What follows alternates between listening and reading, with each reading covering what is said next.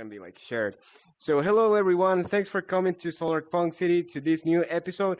We have like 45 subscribers now, which is really amazing. We are nailing it with the subscribers. So if you're not subscribed yet, hit the subscribe button and hit the like and comment whatever. Just comment, hey, I like this show. This is the best VR show ever, man. And we are here now with Francois Laberge. Man, it's really nice to have you here. I haven't seen you in quite a long time. It's been like a year, right? It's been some Yeah, time. I think so. At least a year. In person, I can't Yeah, remember. I in swear it was person. before. Was it even? Yeah, Did we meet? Did we meet at a goodbye party? I don't even I don't remember. know. I don't know. I had to like run out of Massachusetts to come here, and everything Yeah, was so quick, right? But we used to work like in the same office back to back, and that was super fun. And we worked like that for like 2 years, and just creating small prototypes, like very weird stuff, and we just were showing it to each other, like, "Hey, what do you think of this?" It was very yeah. fun. It was a good time in the bunker when we had no light. Maybe there's Man, 4 bounces before the light hit us. that It was was the coolest fucking weird office in the office, middle. man. Yeah, I Well, felt did like you a rat, because we were in some hallways, just like this little box with no windows. Yeah, but when you went to someone else's office, theirs were worse. It was like, Yeah, that's by true. the That's true. window, but it was small. We had a lot of space, so I guess you win some, you lose Yeah, some. yeah, that was very fun to work with all these people there. And it was very like open-minded, but I saw you like grow a lot in that position, and you were then managing a lot of people and a lot of projects. And so the reason why I wanted to have you here in the show, well, first of all, because you're my friend and we have worked for a while Hey, buddy. together. Yeah. And but you're also like a super sick developer. You have done a lot of cool shit, and I think that is all nice. You have worked in too many different type of software engineering, right? And I've seen you grow a lot too, and you have that stick to your arm. That's fine. That's fine. I can give you my sword. Take it. Okay, can I grab it? Oh yeah, there you Yeah, go. but watch out with your fingers. Well, it's funny because my table in real Oh life is man. like preventing me. I'm like, help! That's fine. That's fine. I have to kind of go under my table. Oh yeah, All there you go. right. Yeah, yeah. Watch out the fingers. Yeah. This is kind of broken my blade, my sword, but I hope it works. So, man, how have you been? It's all good? Good. Yeah, good. I mean, I think, like you're saying, I've done a lot of different things in my careers. Like I've done robotics. I made video games for a living for about the first, 10 years. And I don't know, I feel like in the last decade, I've been trying different things. Like I kind of always did pure software. And then I did a stint at a robotics company that was really interesting. It was all web technology though. So it was still kind of like aligned with sort of technology I've been doing at the time. Bose was a total detour though, and it was kind of the same for you. It's like we come from making interactive experiences, and then we kind of landed where our work was trying to find ways of having interactive experiences, relate to effectively selling hardware, and it was different. Mm-hmm. uh, and personally, I've very much enjoyed getting back into pure software to not be dealing with hardware timelines. Yep. When I make prototypes now at Bose, sometimes it would be 3 months of Yeah. trying to convince someone to make a hardware prototype for you as a software engineer. Yeah, yeah, And yeah. now that I'm kind of back out of the hardware business for now, I have an idea. I can put it out that night. Just fake it. Yeah. Upload a Yeah, website or yeah, people don't know how like all this software app creation. What are you doing? Like business work, but it's yeah, I harassing don't me. I know. swear, it's not me. He's wanted to kill you. He wants to kill you. Yeah. All right. Yeah, but people don't know like all the politics that it's behind creating something, right? It's crazy, man. It's not just code something and it's like works perfectly and people are just gonna give you a lot of money in the company like, yay, you made this and now we are saved from like laid offs. Yeah. But it's like a lot of convincing people, like It's Yeah. like a Game of Thrones kind of thing, and you were doing Yeah. a lot of that. Well, I think that's actually kind of an interesting parallel between both of us, right? Like you're younger, so you're kind of you're in a way you were just warming up your career. You were already a strong developer when oh my god, I swear my arms do not do What are that. you Give me a doing, sec. man? Some yoga? I'm just stretching. Oh, my wrists are really Okay, sore. that's Just give me a fine. sec here. Uh, I think it's because my controllers You have themselves become very move. flexible. This is good for you. Okay, Okay, I'm yeah. gonna. What's the best way to reset? Kind of like put my hands up in the air and look away from my controllers. Oh, Yeah, yeah, yep. okay. There you All go. right. Yeah, I guess kind of where I was going with it was, I think in a way we're both prototypers. Like I guess I feel like it's the easiest way to explain what we do, even though I think of it as like Hmm. we ship full things. But I think there's kind of this sweet spot where we love making lots of ideas, and usually that role is called a prototyper within other organizations. And it was funny where I think both of us came in where we're the kind of person who likes to roll up our sleeves and kind of just do the whole thing. I'll come up with some of the design, I'll come up with some of the graphics, even if it's like placeholder. I don't think I'm, better than a designer at any of these things. But there's something funny at Bose where I couldn't use muscle as much to get things through. It's like at a smaller company, you could just kind of make it and you go, well, I made it, so I'm putting it out. And at a bigger company, Yep. there's way more involved in kind of like getting alignment. And personally, I think that was one of my best growing experiences of working at Bose. It was my first big company. I'm sure you're dealing with this now. You're back at a big company again, and so you're probably dealing with the same thing where it's how do you effectively make prototypes to make the right prototype and do it in collaboration, and especially if you want to make things in order to get action, like you want what you're doing to turn into something. It's a big challenge, and I think it's Game of Thrones. Absolutely. It was a lot of learning, but I feel like that was like a training pod, kind of for me in some ways, and now I can use all that training, in these other spaces. So I feel like I have a huge advantage now in this other company, because I mean we were like in Dragon Ball. Did you watch Dragon Ball? So in Dragon like Ball they have some training pods, and they were all like killing each other for like I don't know a lot of years, and then they went out and they were like super warriors. yeah. It's kind of like that. It's kind of like that. Yeah, Yeah, totally. that was fun. I think, but it was fun. I think we had a lot of autonomy. I don't know how it's going for you at your new role. If it's a lot of place to play. I don't know if can you talk about the new role, because I'd love to hear about that. I would be curious. Maybe this is Kind not the of, right yeah. I venue for mean, that. of course, there is like 100 NDAs, but I have some autonomy, and I have a lot of like creative space too, and I really love that because it's also a prototyper role, but it's like way more futuristic type of things.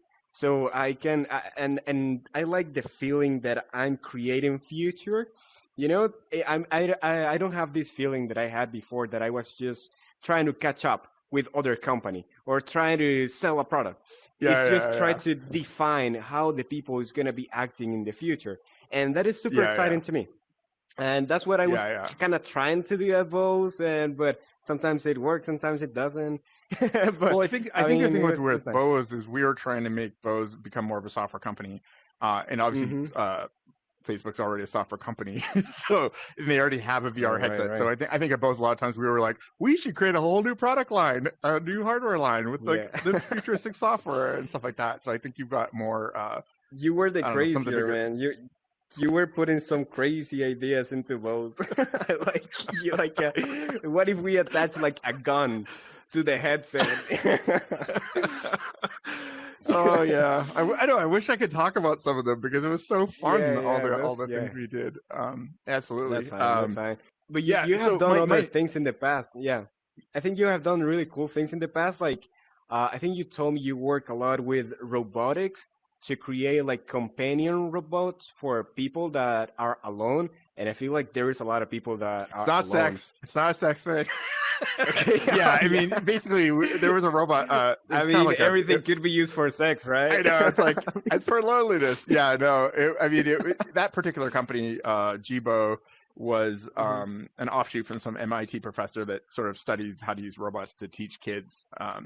and not just kids, but absolutely like how to more engaged or are robots a better interface for interacting with computers, more natural or more comfortable for people that don't like maybe they either are too young to know how to use keyboards yet or Hmm. just never wanted to use computers and now maybe they're in an older home and now they have a device or a character that they can ask questions about the weather and the news and stuff like that. But Jibo is really Right, interesting right.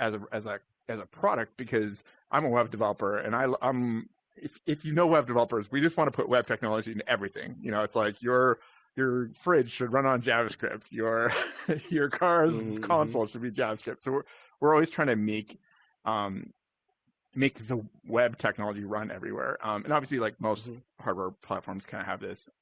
Um, but with Jibo, that was one of the neat things was that the robot like back end, like the internals, a lot of it was effectively a browser in a robot. So it Hmm. was like we were coding a website that had literally a physical embodiment. And I just thought it was really cool that it's like, hey, I can make I mean, one, the actual work was really cool because I got to make like I think as a developer, at least me, I love making tools that are for developing them itself. It feels more meta, right? It's like, oh, cool, you can make things, or you can make things for making things. And I've always like really liked that part of Right, making right. is not just making cool prototypes, but making cool tools for making cool prototypes. I find it. I think there's also something fun about making developer tools because you're a developer, so you don't have the whole problem of like having to think like someone else. You're like, I am a developer, I'm my own customer. Hmm. It's sort of the fastest feedback loop. But you're not going outside your lane as much. So what was really fun about Jibo is we got to write like literally the whole development environment ourselves. So like code editors and Right. animation tools and simulators and all these things, and all of it was in JavaScript, which for me was like, wait, I could get paid to make JavaScript runtime JavaScript, OS JavaScript, SDK JavaScript IDE. It was super exciting. So the work was really cool, and it really pushed the envelope on taking web technology and putting it into an application that typically Yeah, don't you think that wouldn't it use was it. fun also like the design work of like what is this robot going to be doing? I'm sure that it was a small company, so there was a lot of brainstorming on like what is good or bad and what are we gonna do with this robot? Is this gonna be like the target and it's gonna be for kids? What if someone grabs the robot and destroy it? Like there was a lot of cases that you were probably thinking, right? Yeah. The most for me the surprise takeaway from Jibo was in a way the first time I got into anything to do with voice interfaces. Like I've always I went there because effectively I'm like, you're gonna pay me to do JavaScript, like JavaScriptify everything. I'm in. I want to push the envelope there. Okay. And then Okay. it turned out, yeah, that the interesting work was really in multimodal interfaces. Like how do you make it Hmm. so you can touch a robot, it can move around and respond to you, and it can talk at the same time, or you can tap the screen simultaneously while talking. The way you communicate with the thing is so different in concurrent because it's trying to express emotions at you. And so it turned out like, Right. what's the programming model? Like, how do you make a good tool for the interaction model? Like most apps, it's like, hey, you're making like a flow. You start on this part of the form and you keep moving through until you Yeah, yeah, get to yeah. wherever. Or games have a certain structure also. Hmm. So it was really interesting for me getting exposed to that type of interactive experience.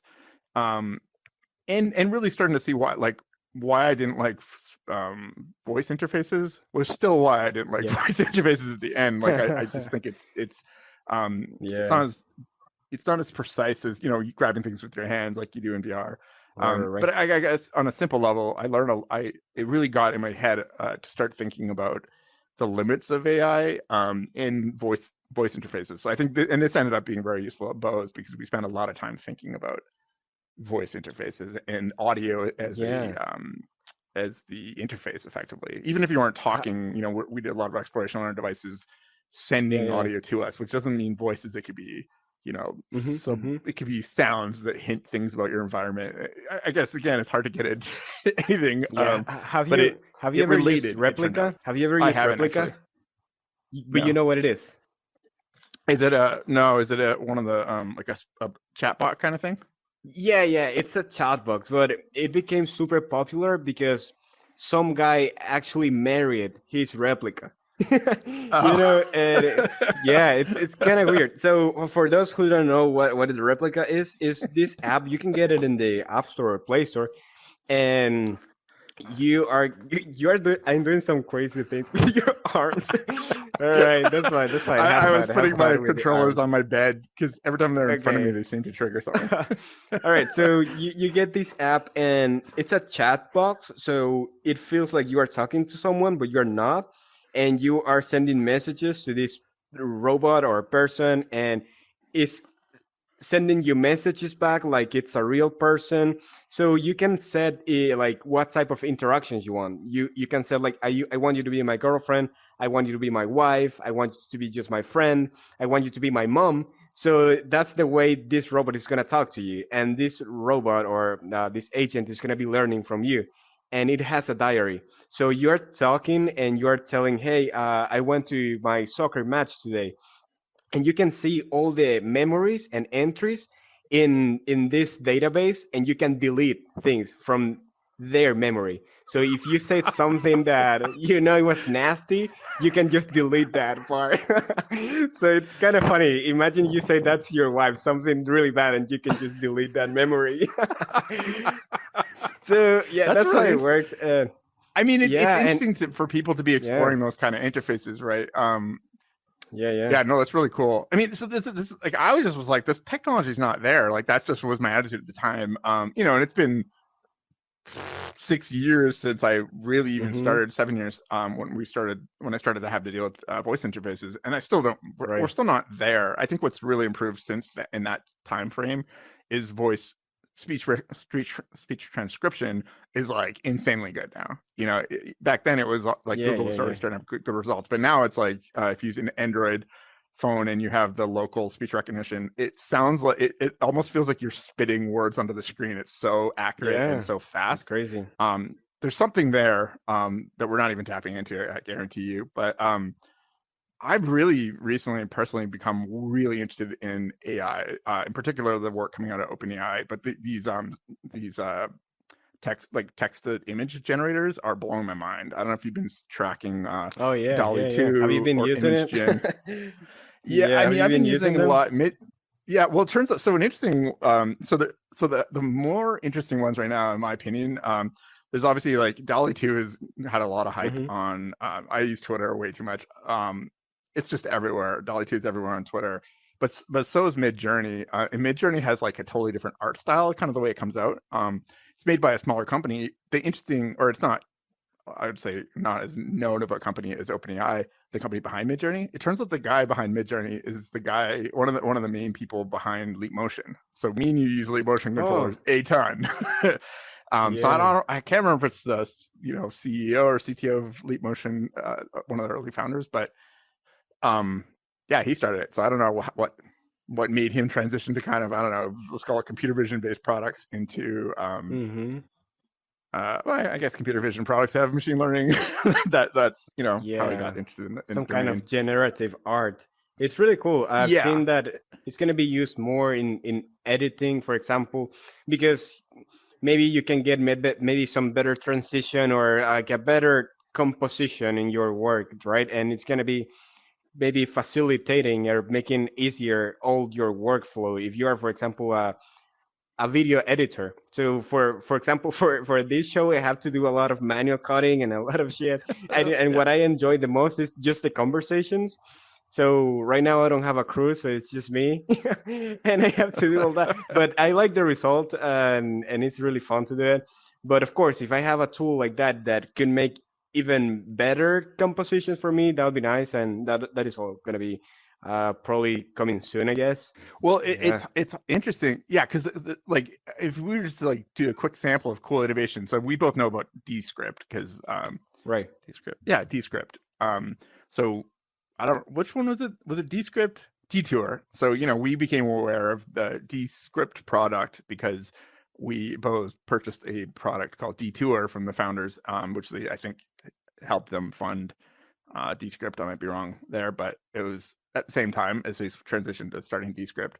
But Descript uses really cool machine learning to make a neat interface where you can edit video by editing. You can edit audio by editing the text transcription.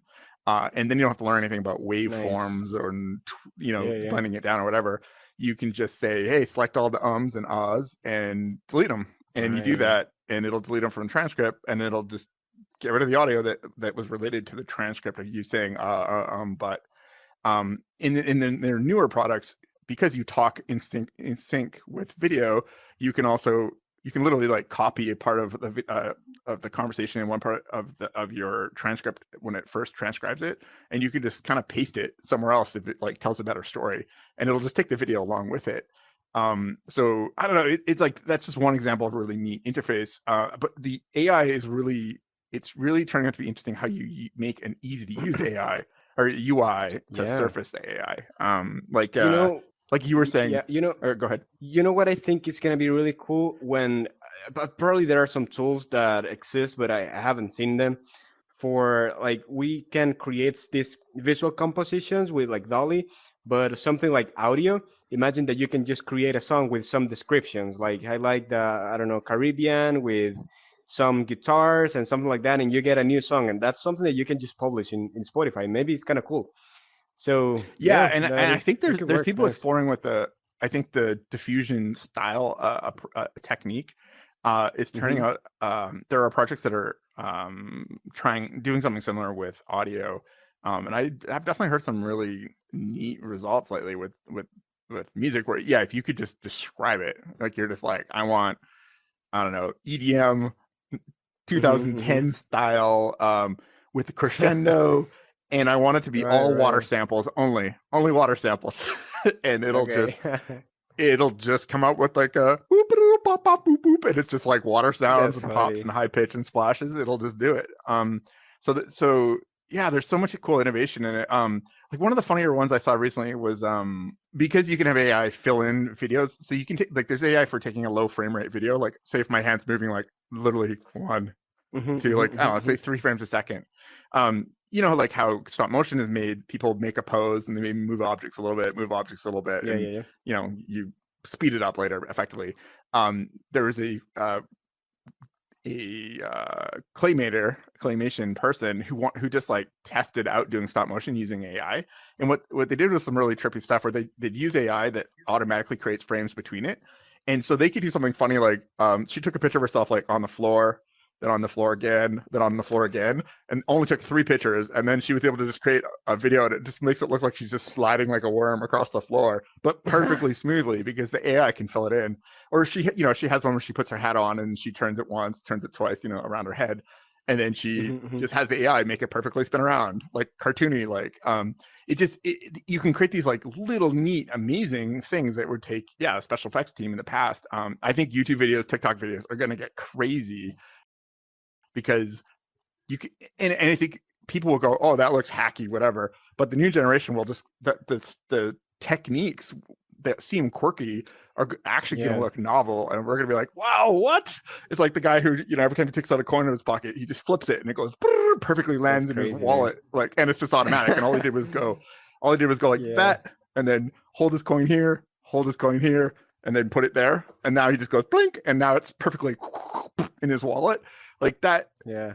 That's just going to look awesome if you can just You throw that know, kind of like fling in there. you were always the person that was always showing me the new filters. It's like you were always on top of new Yeah. filters all the time. Like, Felix, look at this. Uh, yeah, Yeah. that's I very know. funny. Always I'm like showing me 43 the on new TikTok filters. going, oh my God, the 12-year-old trend, the 12-year-olds are doing this hilarious thing. Yeah. I don't know. It always blew my mind. You One of the actually, you first made me uses, go into TikTok. I even entered TikTok because of you. You have to go to it's so TikTok. good. Get it now, get it. No, it's okay. It's Yeah. so good. It's just better. Like I know obviously there's concerns around whatever. I don't want to get into that, but Oh yeah, yeah. There is a lot it of is a things there. slicker product. Streamlined it down to just I want more. I want more. No friending, none of that Yeah, stuff. yeah. It's just you and the AI and the AI going, do you like that? Do you like that? It is just like getting better and better at you. I think one of the most interesting things Hmm. about TikTok is it just turns out there really is amazing stuff in the world. And if you have to follow people to find it, then you'll never find it. And so there's something interesting That's about true. saying this follower thing was nonsense. What were we thinking? Let's just go all the way in. And Yeah. I if you read like, something about if like we're moving to like a social network because you don't really want to see pictures of your grandma, to like a discovery network because maybe you just want to discover things in the world that are interesting to you, and maybe that's better. That's gonna give you better emotions. Maybe you're gonna get more laugh than looking at your uncle's pictures from last weekend, right? You don't fucking care. So Yep. maybe TikTok is it's actually working because of that. So that's nice. Yeah, I think it's something. It really felt like for me. I really think of it as like it really in a way is like a full embracing of like where AI and like the algorithm, which is one of the things I found funny about TikTok is the culture of TikTok. Hmm. Younger people in the comments always talk about the algorithm, like the algorithm, and they, I'm Yeah, liking it for the algorithm, and they're always very aware yeah. of like that's what they're in. They're in like a feedback loop Yeah, of, man. if you like something or you say something, you're going to see more of this. So beware. But Right. there's like But this that's something good, philosophy. you know? Yeah, That's yeah, I think totally. that's If something you, good. People is super scared of that. Like, oh no, my privacy. TikTok is looking at what I'm doing. Dude, it's actually giving you the best curated content for you. What is the yeah. problem with that? I mean, if you get some, sometimes I get some ads for some shorts, and I say, those are some really nice shorts. I actually like those shorts, and I'm gonna buy them.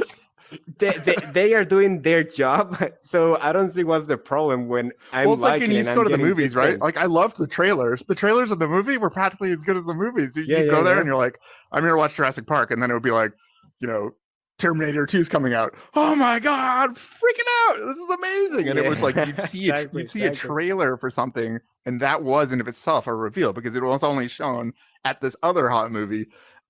So it's Hmm. almost like that's all TikTok is. You like this video? Well, you should see these other videos. But I think there's like this philosophy, and this kind of goes into like algorithms. So people kind of decide that sometimes it's like you as a person, you're always like have your own tunnel vision of what you're looking for. You're like, I'm this, I'm into this, and so you're going to look for more of it. People talk like the filter bubbles or stuff like that. Um, I can't. I'm going to mess this up, but some people kind of argue that you'd actually you might you if you just flipped the coin and made half your decisions by just saying, I'm going to go left or right by flipping a coin, you would Hmm. end up creating more opportunity for yourself than if you're always trying to create like my plan is this and I'm going to go in that direction, and so you're not Hmm. seeing in all Hmm. the other directions, right?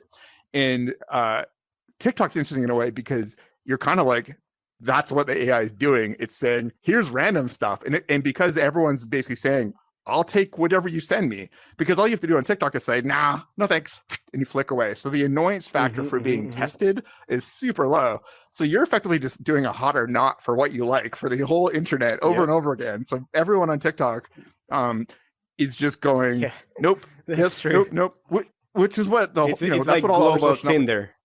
It's like Exactly. global But all the Tinder. other networks were doing that, but you kind of think of them as a That's true. tree where there's like little bubbles of people that were like, you would only get sent Hmm. these over there. There's an inefficiency to the AI's ability to basically go and immediately find what everybody else wants to see or subgroups or whatever. So it's like, there's probably a mathematical reason for why TikTok is kicking everyone's ass, because that relaxation of following has actually unlocked the full potential of surfacing content and AI. But anyway, like, don't get me started. Yeah. um, Yeah, yeah, man. As you can see, like the whole show, what I'm trying to do is to make something that is like for everyone, not for only like hardcore developers. Like in, I don't know, these people are in probably solving problems in Stack Overflow that I'm gonna be reusing later. So, but this is gonna be like for everyone, so people can like understand what kind of we're talking, and I think like we are being like super friendly with that. We're not going super deep, but there is something really interesting about talking specifically with you, and is that I think we're both dropouts, right? And we were super like self-learning a lot of things, and we got to a point that this was not taught by like any college where I like doing PhDs in developer or in management or in design or creativity. And I don't know, it was just for the sake of having fun and creating experiences. And you have take this to a different level, man. I think you have poked in too many areas right now, and that was super Yeah, inspiring to too work with many you. is the That you correct knew a answer. lot. Yeah. So that was really cool about working with you. How that started? You are from Canada, also, right? So Yeah. how that started? My early school, like I did finish school, but I only went for 2 years. So I basically went to like a video game Mm, school, which at the time there was only one called Digipen. There's video game schools everywhere now. So it's kind of like a right. diploma.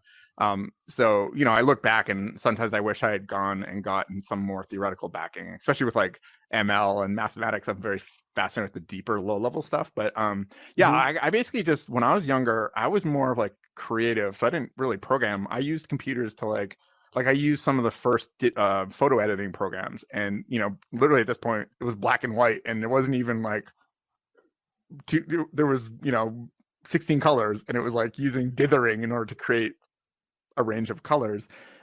Right. And so my early use of computers was more like making animations, doing funny things, like effectively like early Photoshop. Like in a way, I see the precursor to my interest in filters is basically like when I was like 10, I was using this Hmm. program and I was taking pictures and I was like taking the eyeballs off people and putting them onto their hands. So my hand was like a little talking person.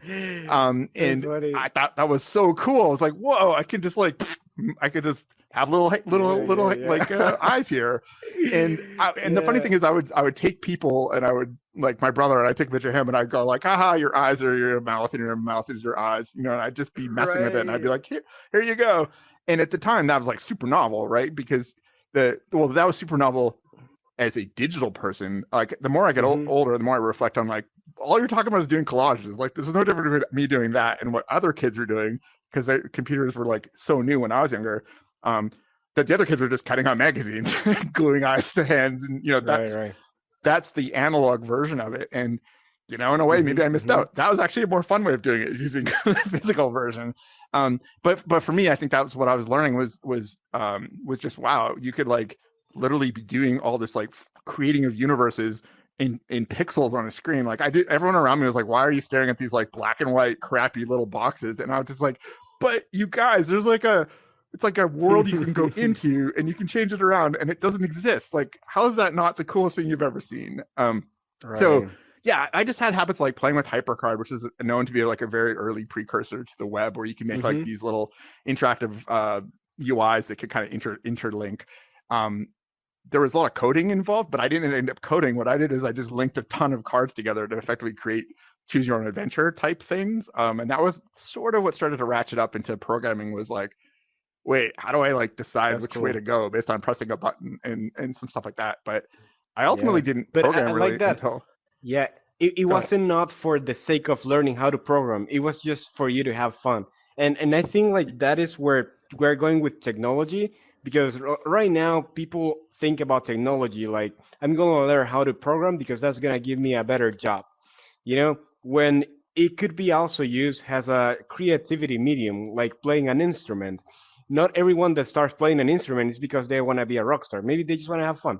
So it's nice that coding could be also something like that, like painting.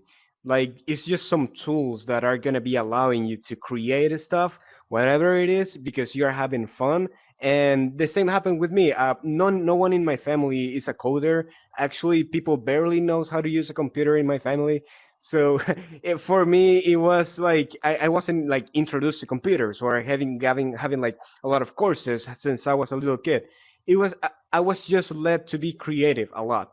So I was always doing creative stuff and inventing like gluing one like a toy with another toy, or maybe doing some things in PowerPoint like the animations. Do you remember the animations in early PowerPoint? Like you Yeah, can put like a tiger and like a sound, and you were clicking, and that was going on, that was happening. So all of that is just creative work, and then you give this creative kid, a tool like coding, and that is just the perfect match, right? Like you are giving them a really powerful hammer to create to someone that is already creative, which is great. So so after that you started learning how to code a little bit, right? And then you went into game yeah. design. Like I was always like good at computers, like, and again, it was because I was kind of like early to them. Where I grew up, there just wasn't. I was the one nerd. Everybody else was into other things. I grew up in a Yeah, very you live like in an island, right? Like in an yeah. I lived in the island, middle of nowhere, super and far then most people were like, more with more like wolves, hippie, like yeah, they'd move there to right? get away from technology, and I was like, everyone should have computers everywhere, and everyone's like, literally, this is why I moved here, kid, not to be away from that. That's like a Disney story. So yeah, I would like, because computers were novel, like schools were trying to encourage people because this computers of the future, like that's kind of the era I grew up in. Hmm. So I would always get like literally an award because I was good at computers for everything, not programming. It was just like learning how to use typing programs and how to use drawing programs, and people just kind of knew like this is going to be the future. We need to start teaching the kids. So I was kind of like the kid. Hmm. I got good grades because I effectively spent these like computer classes teaching other kids how to use it, because I was just kind of at the point the school couldn't teach me anything because there wasn't like an ecosystem of teachers that knew how to teach their kids. It was like being computer classes were being bootstrapped by kids who were like into them, and then teachers going, "Hey kid, we got the school to buy a computer, like can you teach us how this works?" So teaching people as part of it, in a way, that was almost like what made me, let's call it, have self-esteem. Was like people are Right. always praising me, like, "Wow, you're so smart." And I'd be like, "Look how smart I am, even more." And I just keep wanting to impress people. Right. And that, in a way, was like my reason for why I use computers all the time. Is I kept getting rewarded for it. It was like, "Oh, Yeah, you're yeah, so yeah. creative. Oh, you're so smart." And I'd be like, "I'm just gonna get even better because I want to be known as the one that's really good at it." But I also, yeah, I mostly did it to make That my worked. friends That laugh. worked. Yeah, Yeah. like I think a lot of skill gets developed because when people are younger, early people have become really good at music early is because it's like therapeutic. Hmm. Like I think a lot of people, it's therapeutic, boredom. Like you said, people want to be rock stars, but I think a lot of people have years before they start. Like, yeah, sure, they see a rock star and they go, "I want to be like that." But a lot of times, I feel like the majority is because you're bored or therapeutic. I just Yeah. need my own little thing I control. And if you do Hmm. hours and hours of things since you were 10, 14, it doesn't matter. If you, a couple of years of just hours and hours a week or day really adds up Yeah. to skill development. Like a whole career can come out of that. And Yeah. Isn't it crazy how like early years like mold you that much? I mean, right now you can pick, I don't know, some kind of classes, and that's not gonna be changing in your life like that much. When you are a kid and you do something for just some period of time, that could change your whole trajectory of your life. And you have a kid, same as me, yeah, and they are in the same age, and they are exploring, they are discovering new things, and it's crazy because I want to give my kid a lot of things to discover so he can try a lot of games and a lot of colors and a lot of music, a lot of type of music, so he can decide what he likes the most, right? And maybe shape a well, future that I gives feel them like no more matter what we happiness. do, our kid's gonna go. Like my dad was always like, "Hey," he was like into cars, and he'd always try to teach me to like make things and fix things Right, with my right. hands. And I'd be like, "Dad, robots will do that in the future." Like, I don't want anything to do with that. Like, let me go back to playing video games and whatever. And it's kind of funny, Okay. like whatever your dad tries to teach you. I mean, this is almost like the comedy of Yeah, that's true. human That's true. existence. Is like Yeah. you get older, you learn all these tricks, and you're like, "Oh, I wish I could go back to in time and give my 20-year-old self the all the tricks, or the 10-year-old self, my version of myself, all the tricks." Hmm. And you get kids, and you're like, "Aha, this is it. I'm gonna like pass on my knowledge." And then they go, "I literally don't care about the things you care about." Bam. So That's it's funny. That's funny. true. It's like, I don't know. I guess I'm reflecting a lot on like how much can you influence your kids. Absolutely, create a happy environment for them. Teach them to enjoy exploring, and yeah, give them a lot of Yeah. opportunities. It's really hard. Yeah. It's so tempting to basically be like, I hope you like what I like because I got a whole lot of knowledge there for free. Yeah, It's that's me true. That's giving true. it to you. Yeah, I Yeah. think one of the things that changed me the most, and maybe you went through something like this too, was martial arts.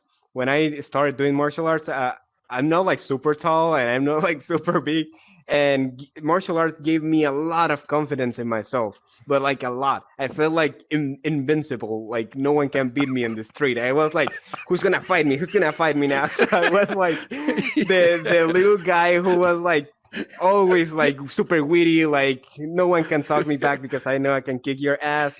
So that gave me like a lot of confidence, and that confidence is like retroactive, You start like getting girlfriends, you start getting more people around you, and you Yeah. start like feeling like superpowers, like you can learn everything, like you can build the stuff, like you can be happy, like you can create. And so I feel like I have like a super like big learnings from just martial arts, and that was something really nice. I think you did some martial arts too, Well, right? do you have the same? So I think I know people that have never and I don't want to sound judgy. I guess I'll stick to the point and not comment on other people's not having had this experience.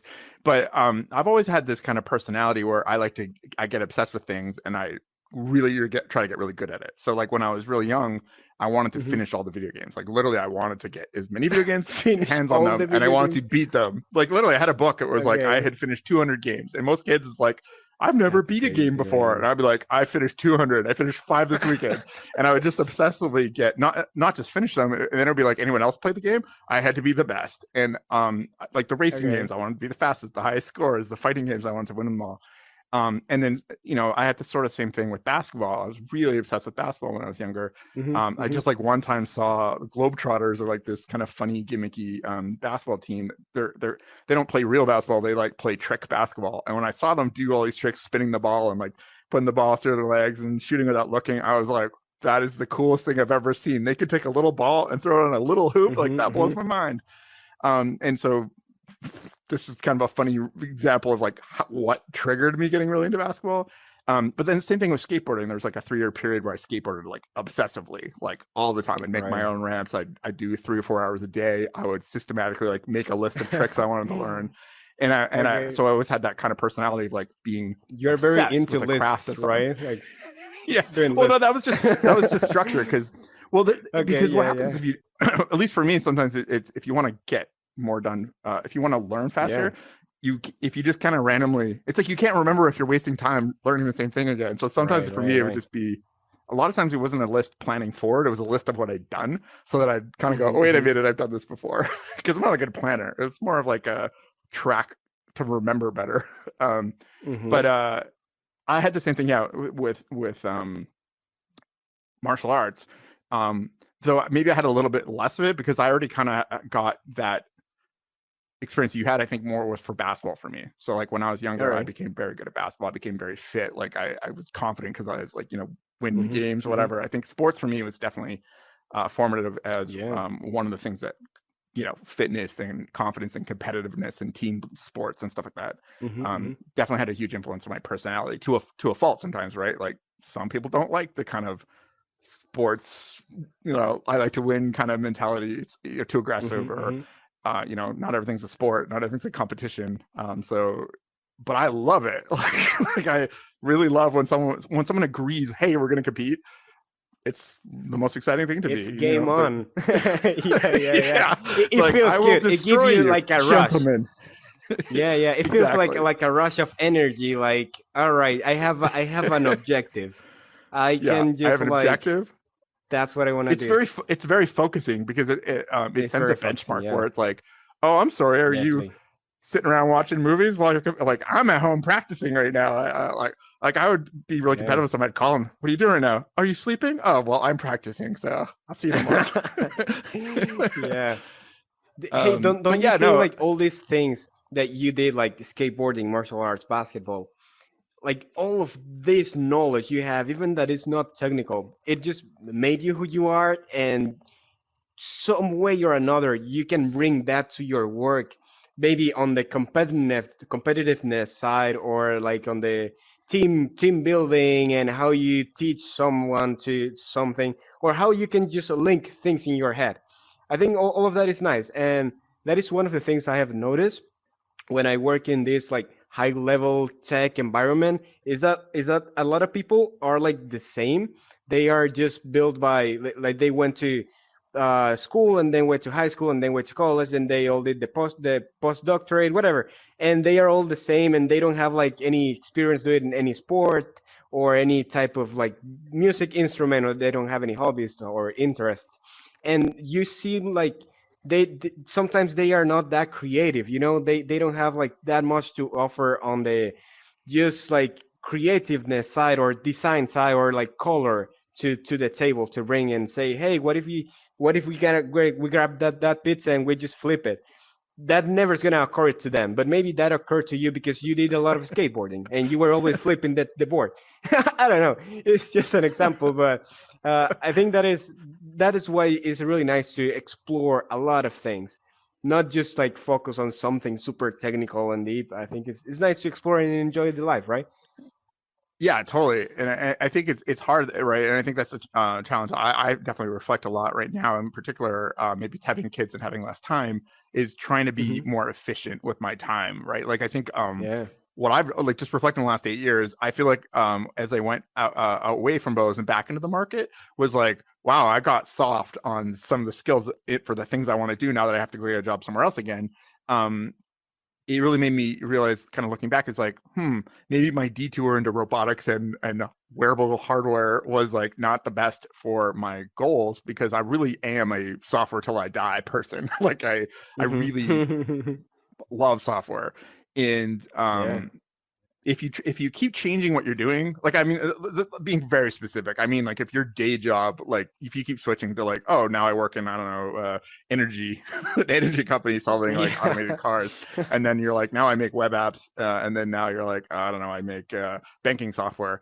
um there is similarities across all that stuff, but it's not nearly as good in a way as, say, someone that stuck it out. They became like an expert at mobile app development, Hmm. and that's Hmm. not Hmm. boring. There's so much richness in any particular thing, right? It's not, mobile app isn't like, oh, you Yeah. like making list views with like tab switching. Like, it's way more complicated than that, right? Especially, it's like martial arts, right? If you uh, keep taking the first belt and you keep switching styles, you never reach mastery. Like, I think there's something about going to Yeah. town on a subject matter, because you get into a higher like meta level Hmm. understanding of it. And that transfers. Like, I think in a way, my takeaway from these assessments is like, I obsess with martial arts or games or video games, is you start to build like these kind of like patterns, or ability to create like organizing systems, or like you start to see similarities in Yeah. things, right? Like martial arts, or I would actually say skateboarding is almost more influential to me than anything. Skateboarding is made out of a lot of like reusable moves, right? Like, Yeah. Yeah. you can jump and spin, you can jump and spin, and like the board can roll, like kick flip, heel flip, whatever. Hmm. um you learn these little pieces, and you can then build higher level tricks out of smaller level Yeah. tricks. Yeah. And martial arts is the same, right? Like, you can learn, if you spin around, you can suddenly, hit high, hit low, but you're in like a certain position that you can only then transition into another position from. And you sort of learn like, certain positions have more options, or certain positions sort of shut down your competitors' options. And Hmm. there's Hmm. just, you really start to think, especially because there's similarities in what's the right one? Like, skateboarding and dancing is more similar, because you're not against someone. It's like Hmm. you're Hmm. learning a bunch of like a little repertoire, so you can build higher order, more complicated motion. Yeah. And then sort of forget about motion and focus more on like the story you're trying to tell, or the like, you're doing it in order to affect the observer of of you doing it. It's different than other sports. But yeah, I think, I guess, more sticking to the point that I was going with originally, uh, reaching mastery has a huge benefit. You just pick getting mastery at one or two things in your life. The first time you do it, like, that obsessed, that focusing energy you get from being like really, really into it and really getting to know it, and really learning to master something, which takes a lot of practice. It takes a lot of focus, because you can just keep, say, playing the guitar all day, all you want. You're not going to get Yeah. good unless you are thinking strategically, like, I'm going to get good at this. Okay, that's like muscle memory now. I don't have to think about it anymore. Now I'm going to go to higher order, movements. Now I'm going to learn to read sheet music. Or then it's like, now I'm going to learn who it is I should learn from, which is a whole other like knowledge beyond the thing, is you have to learn the culture of a thing. And that's like a huge part too. It's like, Hmm. so I think these kind of like meta learning things you get from becoming expert, is you realize, oh shit, I need a source of experts in order to learn faster from. I need source materials to learn faster from. So I guess what a big thing I'm reflecting on lately is, I want to achieve just as much as I did when I had way more time, when I was, didn't have children. um, so I'm trying to be more focused with like where I'm like sticking to similar technology stacks and domains to build Yeah. Yeah. momentum, and be able to get more done with less time, because that's just where I want to Hmm. be. And Hmm. I don't mean about like necessarily working less, I think I've been reflecting a lot about on my career about I work too much, and I don't mean necessarily that I would work less hours if I was like in my 20s again. It's that I would work less on my I would leave more space for development, right? So like, don't work 12-hour days for your company, work 10 hours or Right, work 8 hours, right. and leave space to do explorations of your own, side projects, just learning a new skill or just doing something totally different. I think I personally did way too many hours at the same jobs for the same companies and not really getting Mm-hmm. rewarded for it either. That I actually care almost more from the lost opportunity to be exploring more. Um, Yeah, so I that's don't know. I true. guess that's something that's on my mind is this I think thing we're prone to, which is like just kind of following my interests in a lot of different directions. I'm trying to like I guess get a little more focused with what I spend my time on recently. That's kind of Yeah, a big theme for me. there's always learning, right? Yeah. In everything you do and in every fail you have, there's always learning. And I knew that I think it's important that we keep some space of our day to build our own personal projects. I think it's super important, and because it's something that is going to be rewarding for you, good or bad.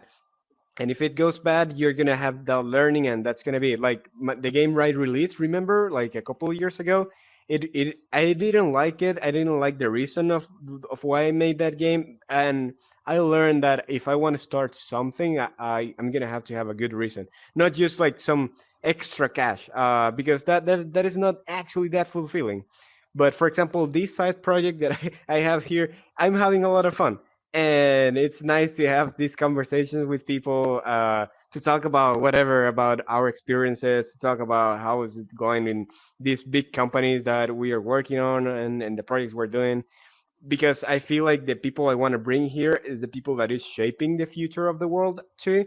So I think it's nice to show that to the people that maybe don't work in tech, or they want to learn, and sometimes people don't have access to these conversations all the time. You are a person that you are in your own circles, and these circles are probably super highly technical, and you maybe have some really nice I mean, what conversations. this is reminding me of is like why there's so many conversations that just it would be so Yeah, great if you could if I mean we don't like to be watched or whatever, but it would be I feel like I hope the new generation, and I think it already is like this, is people just record themselves talking, right? Like we've become much more yeah, casual. yeah, Like, hey, we're on a podcast now, man. Or this is not even a podcast. This is like we're on a video show.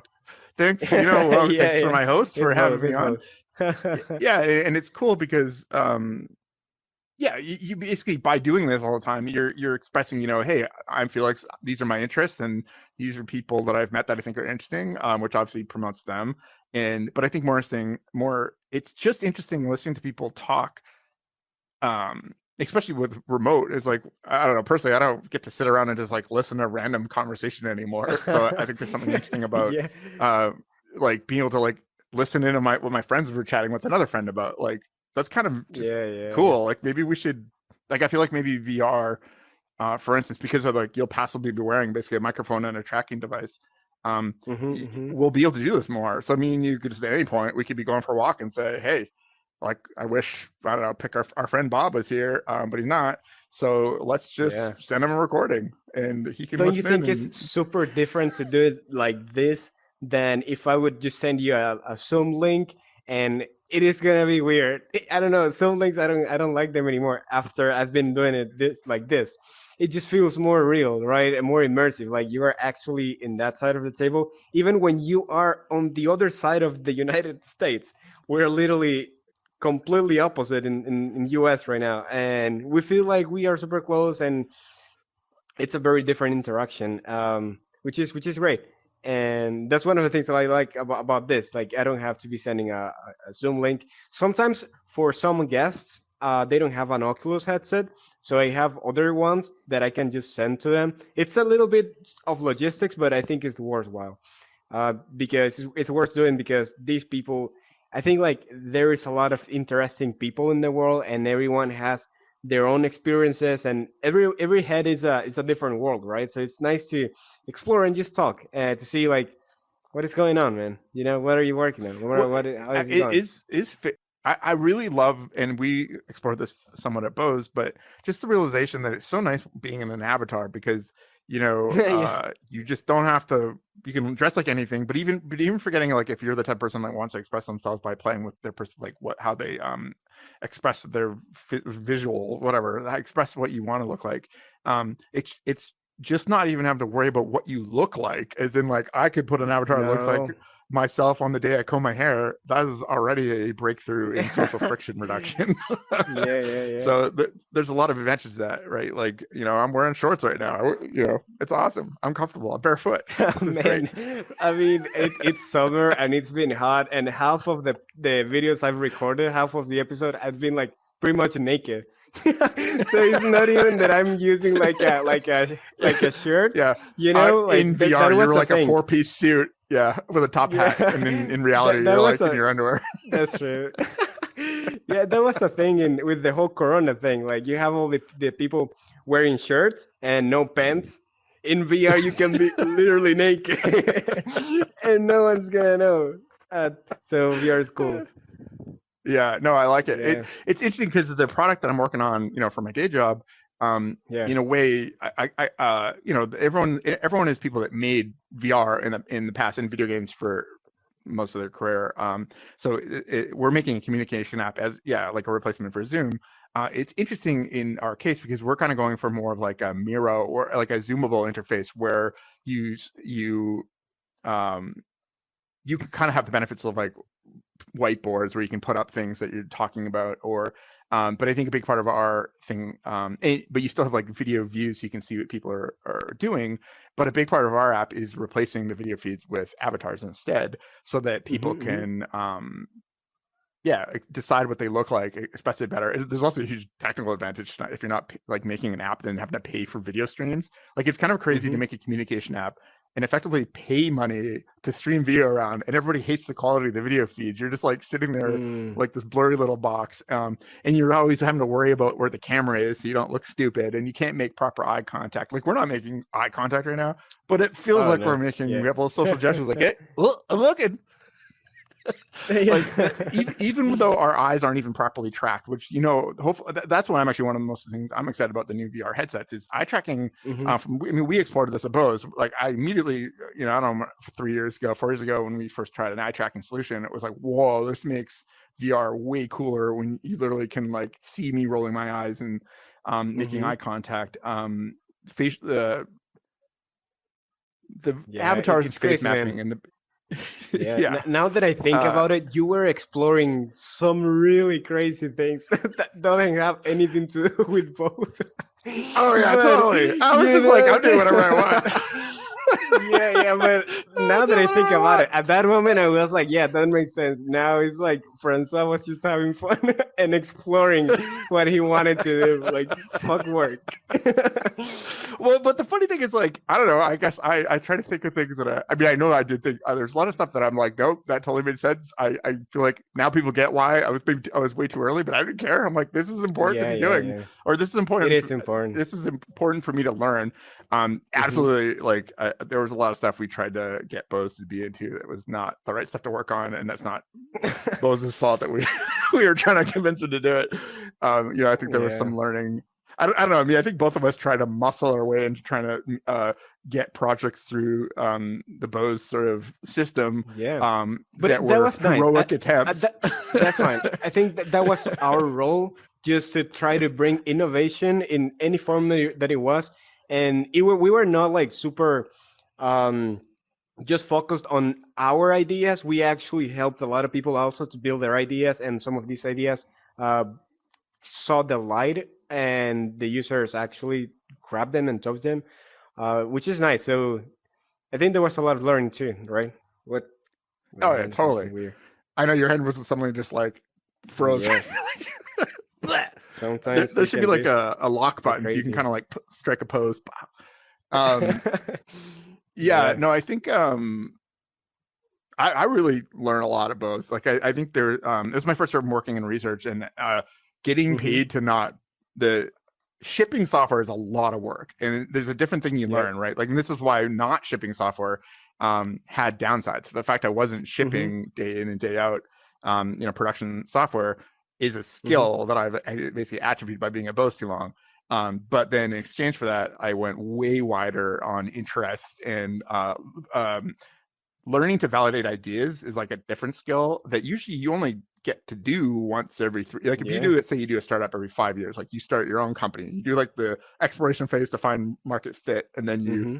build, and either classes you get bought, you sold, you change, whatever. You don't get to do that like exploration discovery phase very often. But that was our job That's day true. in and day out. Like I feel like in a way we lived 100 years of other people's lives. Damn, that was That crazy. part, right? And that, but that's not necessarily like we lived a richer life. It's just I really like that part, the like Yeah. discovery phase, and they're like, what's possible, It's and crazy because detached from having to ship right yeah, away.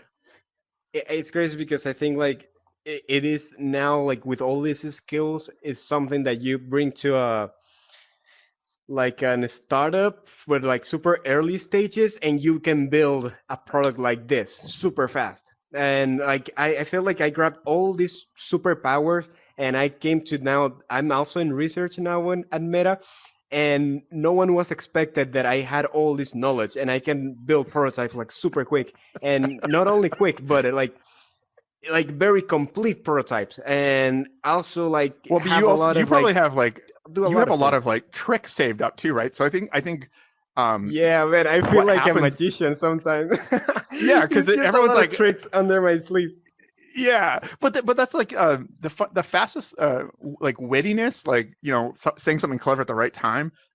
A big part of that that people don't realize is that because you've already made that joke before, or you've already thought that thought before. It's what Yeah, makes you fast at doing something is because you've actually done it a ton of times, which yeah, um yeah, and usually you need to have either had way too much time in your childhood or something where you develop like this repertoire of tricks, and you use them over and over again so you can apply them quickly yeah. still even later.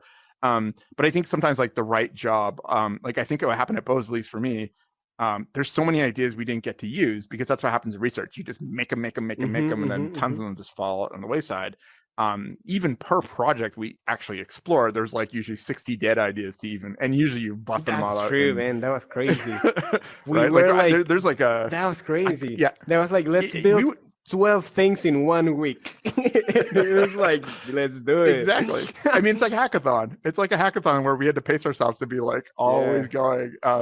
And but you get good at that hackathon mode kind of. And Mm-hmm.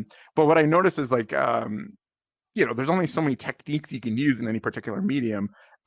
So there's tons of tricks you learn at Bose with the prototyping you did there that I'm sure at Meta. And the funnier thing is Bose decided not to go in that direction, which means you effectively can just be like, I could just use it again because we don't like not to get us in trouble. Yeah. But like there's what I mean. Like if some of Fuck your favorite NDAs. ideas, yeah, fucking yes.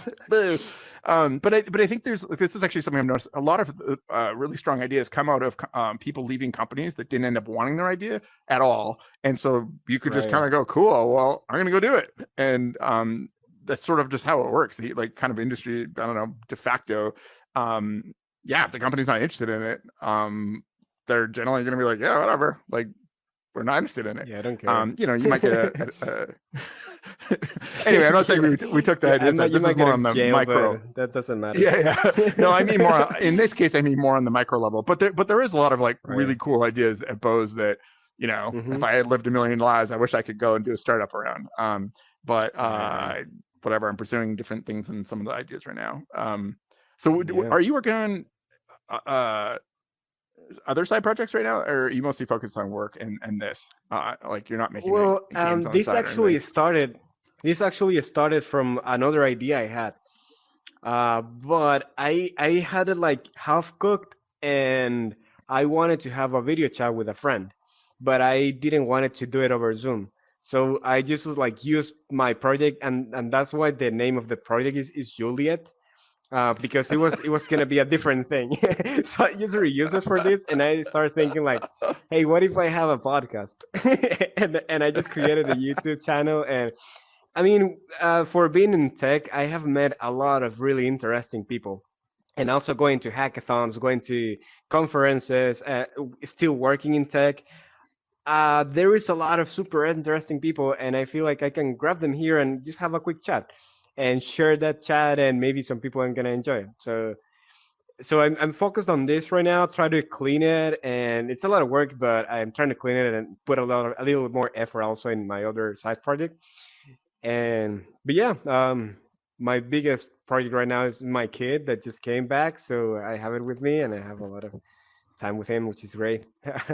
It's nice to That's spend. awesome. Yeah, just a reminder, right? There's the day job. I'm working at Absurd Joy that's making a product called Tangle, which is Hmm. a communication app for it's it's kind of, yeah, trying to replace be better than Zoom, to kind of replace like what you miss about not working, in the same building together, like water cooler conversations. And Yep, yeah, yeah. and some of the unique explorations is like that our product feels more like game like, and is very avatar driven instead of video driven, which we think has lots of advantages.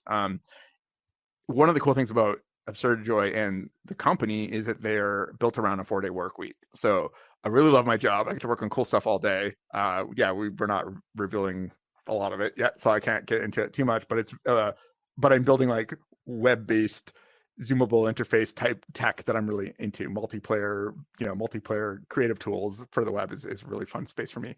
But it means I get 1 day a week where I have like every Friday dedicated to my own other project. And I'm working on a project called Convey that's kind of like in the space of tools for helping you think. Like there's a lot of these tools you have. I'm trying to kind of fuse, um, tools like Miro or Lucid Charts, where you can just kind of create diagrams and like flow charts and stuff Hmm. to help you Hmm. think more clearly. Um, I'm kind of making a tool that called Convey, because the word convey means to, like, convey information to other people. It's like a tool for helping people. You just use it almost like a better modern paper. Like you use paper when you're trying to think about something when you're programming, or you have an idea, you Are draw you on are you paper. building a tool for make lists? Yeah, totally. No, but there's a list. Full circle, Exactly, man. but Full circle. You see? exactly. Well, that's the funny thing. I think about that a lot. Is, in a way, this is like going and making the very first program I used, which is Mac Paint. So I'm effectively making All like right. a sort of like a drawing program, which is just like when I was 10 and I Yeah. first started using a drawing program. And that was my first use of a computer. Hmm. But basically, yeah, I'm working on this at least once a week usually, and yeah, it's kind of like, it has features like Miro, has features like Unity, where you can lay out, you can create like little 3D scenes and stuff like that. But it's not to make like a game; it's just to make a quick like explanation, like, oh, I want my layout on my house to be like, kind of like this. Or imagine if we were a football team, and what if you ran down here and went over there? So just like a really easy way of making arrows and boxes and lines like that, but then adding the third dimension as well, so you can kind of like be thinking about 3D scenarios as well. And I'm slowly, but you can program in it too. So I think another neat thing is you can code while you're in it. So it's kind of like it's a web page you go to, and you can zoom in and zoom out, lay out digital paper drawings, images, make little 3D scenes. And I'm starting to work on it so you can code inside the editor, and the coding allows you to change the tool like within it.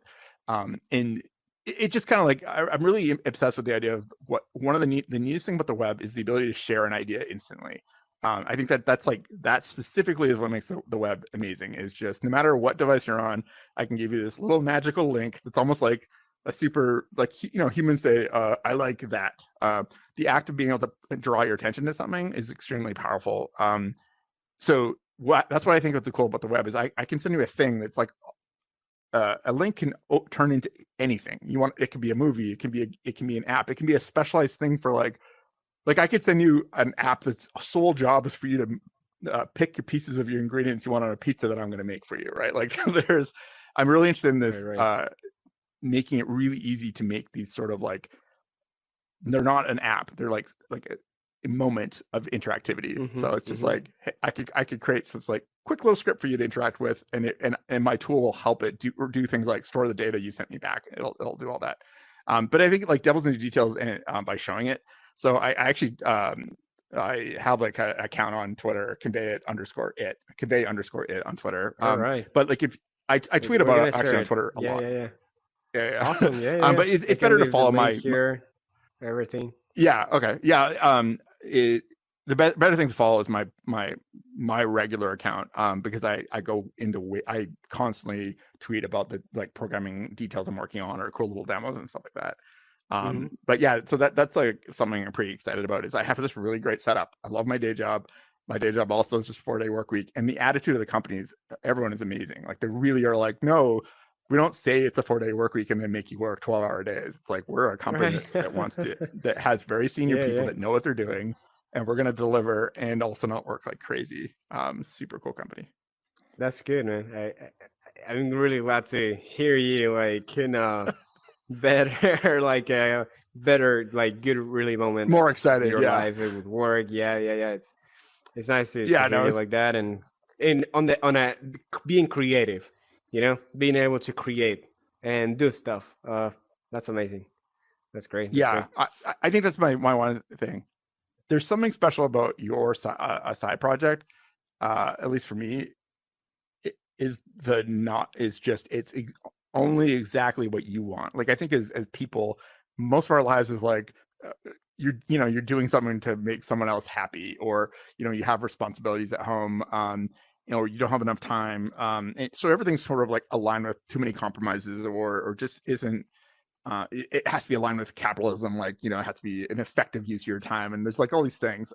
There's something just pure about like saving some time for fully autonomous, like just following your interests. Um, I don't know. It's my pressure relief, I guess. That's what always keeps me happy. Is just like this little moment. It's like I guess how I um, Yeah. cut loose in a weird way. Other people get, I don't know, Okay. drunk or drink a bunch of beer every day. That's me. It's just like this little bit of me time. I love it. Yeah. Yeah. Yeah. Yeah. I guess we're like that. Just builders, I guess. Okay. Exactly. Well. Yeah, man, this was great. Um. Yeah. Thank you very much for coming, Francois. I'm gonna leave your social media handles over here. And thank you again for looking at this episode of Solarpunk City. I hope you like it. Remember to subscribe because we are growing super fast. We get like 5 subscribers for every time we launch a video, which is great. To the moon. So like, yeah, yeah, yeah, to the moon. All right. Well, thank you, and see you in the next episode of Solarpunk City. Bye, bye, bye. See ya. Bye. All right. Bye, Francois. Thank you, man.